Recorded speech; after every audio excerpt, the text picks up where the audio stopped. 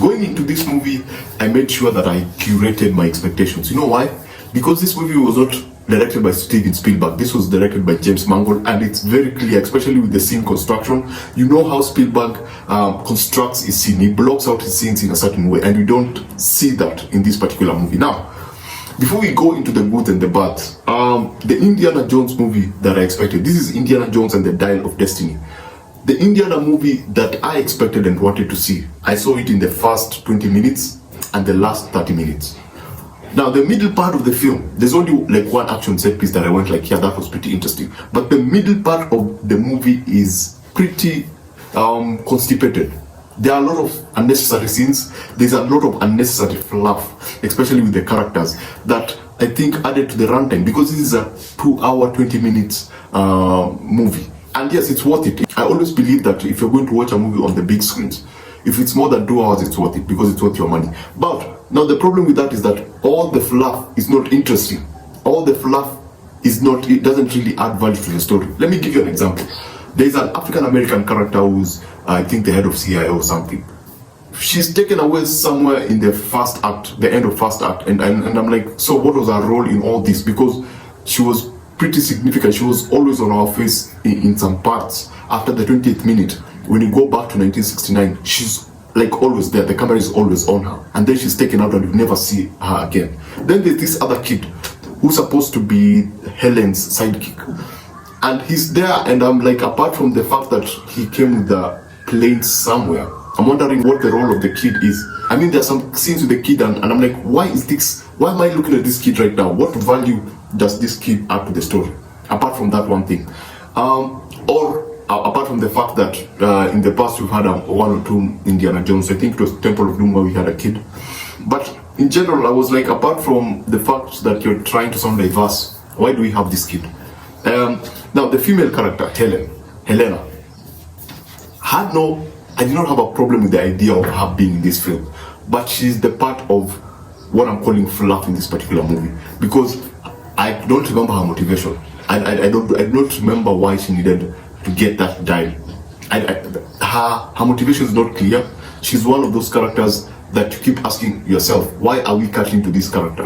Because this is an Indiana Jones movie. Now, I'm not saying it's obvious. I'm just saying there's some scenes. Let me give you an example. In Morocco, there's a car chase or a chase in Morocco, down Morocco, and this is 1969, so the buildings are kind of old, which was kind of awesome. It was really done well, but it was shot very fast, quick editing. So as much as you had the fun, it felt like a 5-minute experience. It did not feel prolonged like a Spielberg scene. Anyway, let me go back to Helen.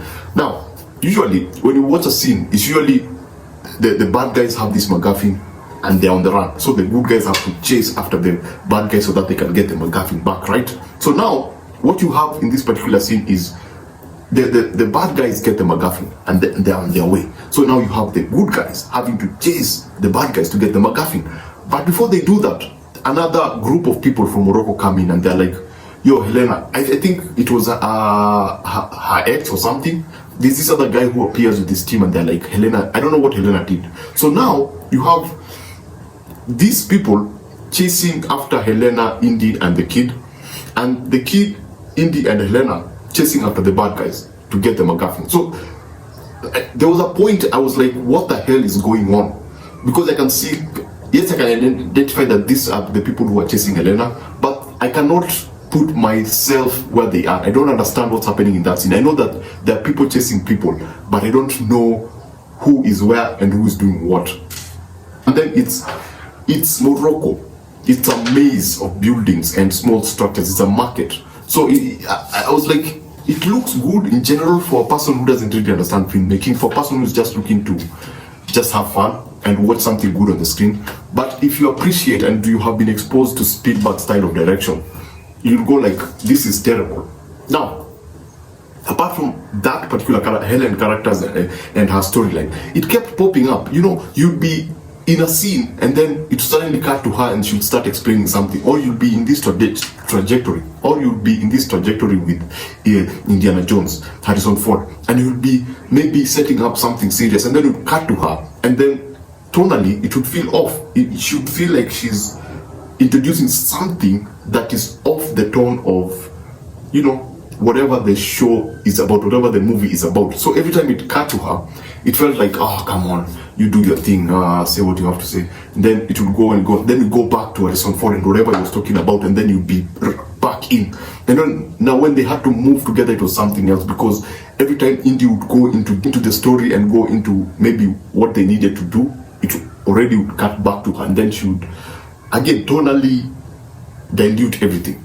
So that was my issue with her. Her performance was okay. The problem was with the script. The script is designed to have a character who is more in line with Indiana Jones. What you have is one character trying to compete with another character in an already overcrowded movie. You get, even the villain. The villain had some other side villain with him that took the limelights from the main villain. For me, I thought one of the most interesting things was the relationship between Indiana Jones and the main villain, because they had their own thing, like at the first opening 20 minutes, and then they meet each other in 1969. So I thought that would have been a very interesting interesting relationship between the two, because they previously had a meeting. And then the bad guy has an interesting story with the US and how he was a part of the US team that took people to the Mars. His story is pretty interesting, but it's pushed to the side because you also need to accommodate all these other people. So a big problem with how Indiana Jones was portrayed in this particular movie.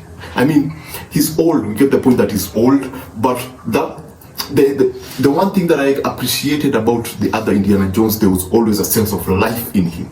There was also a sense of excitement about him. You know, that's why it was so easy to look at him and follow him. There was a charisma about him. But here we just have a tired old man. We just have a tired guy who doesn't really want to get involved in all this. And second thing, the story doesn't do a good job in explaining to us why he needs to get this thing. We don't really get a very good, clear understanding of why he needs to be in this particular story. So it was a struggle for me to watch him in some scenes because of how he was portrayed and how he felt like the character was written to struggle, because Harrison Ford does a very good performance. He's actually really good.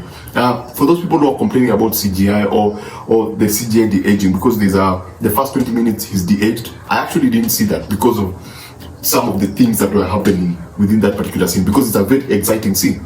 But when it came to performances when they were in 69, I didn't have a problem with his performance. Now, the way the character was written and the way the character was built, for me, that idea that you have this disgruntled old man who is not interested in moving forward, for me, that's not Indiana Jones, man. Indiana Jones is always exciting. There's always a sense of life about him. Even if he was old, there's always that sense of adventure that I look forward to. And when I'm engaging with any Indiana Jones film, that's what I look for. That's who I want to connect with. So, do you wait for streaming or do you go see it in the big screens? Do you spend your $20 or your $15 to go see this?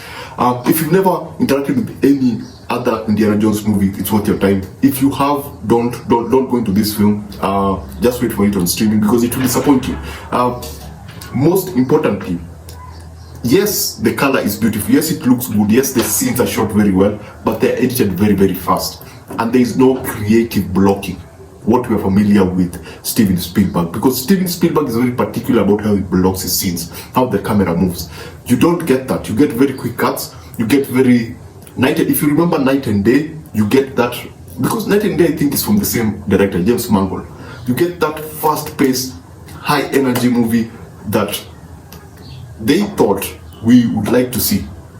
So if you are Indiana Jones and you want to see this on the big screen, you can wait for the price to go down and wait for it on streaming. Actually, it would make more sense to watch it at home, again, because the visual effects are more prominent on a bigger screen, if you are sensitive to those kind of things. So Indiana Jones Dial of Destiny, can I talk about the ending? I don't want to talk about the ending because it will be a spoiler, but anyway, let me just throw in my small unsolicited opinion. It's a very interesting ending. What it lacked is that grand epicness, because we had the big cloud in the sky syndrome. You have this big thing that you cannot comprehend happening, and then it happens, and then you're in this other. I could not comprehend what was happening.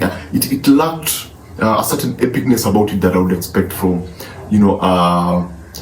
people hate the hunt for the crystal skull, but I love that ending. I love the idea that it was an alien and then you have that grand thing happening and then it happens. I love that because it had a lot of weight to it. But this one lacks that weight. It feels more like, oh, we are here.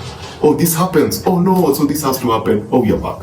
So I didn't feel like, I feel like my ending was the beginning of the movie. My ending of this whole movie was the beginning to this movie. Now, the lead up to when they actually go somewhere and there's water and there's an underground thing, when they go to Greece, that is an Indiana Jones movie. That's why I say that my favorite parts were the first and the last. Before they get something, as they go to get that something, that particular part, the Greece part, underground, that was for me like, it felt more like an Indiana Jones movie. Now after they get it and do this other thing and then go to this other place, I was like, okay, it's interesting, but it doesn't feel like they've done something grand. It just feels like, yeah, we are here. It has happened, so let's move on. So it lacked that for me. And now the final ending whereby the resolution, I was like, yeah, so everything that happened was not what it is. Is this what it was leading to? It was anticlimactic, because at the end of the day, I kept asking myself, why did Indiana Jones have to do all this? Was it all necessary? I mean, just to get her back? I don't know.